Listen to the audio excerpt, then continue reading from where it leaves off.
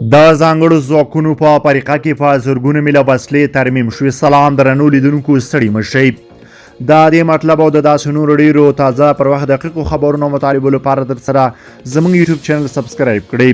د ملي دفاع وزارت اړوند د ځانګړو ځواکونو د افریقي مجاهدینو په خپلو هڅو سره 2015 میله بېلابېل ډوله ثقیله او خفیفه وسلې ترمیم او ګټه اخیستنې ته چمتو شوي. په دغه وسلو کې 2000 میله M4، 4 میله زکویک، 1 میل DC توپ شامل دي. یادې وسلې په منظم ډول ډیپو شوي دي او د اړتیا په صورت کې به ترې استفاده وشي. بل پلو بیا د کابل رشخورو فریقې په ګارنیزون کې 215 شرادي وسایط ترمیم شول.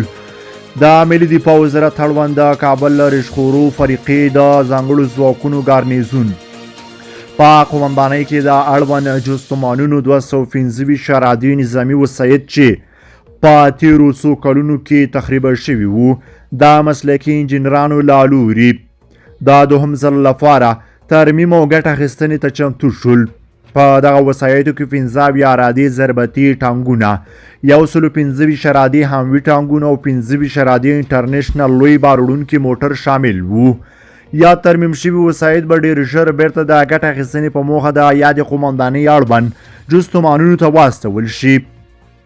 کو تاسې غواړئ د تازه دقیقو خبرونو مطالبو څخه خبر شئ نو زموږ پښتو نیوز یوټیوب چینل در سره سبسکرایب کړئ. له عملتیا مننه چې موږ سارې تر بیا ښه وخت ښې چارې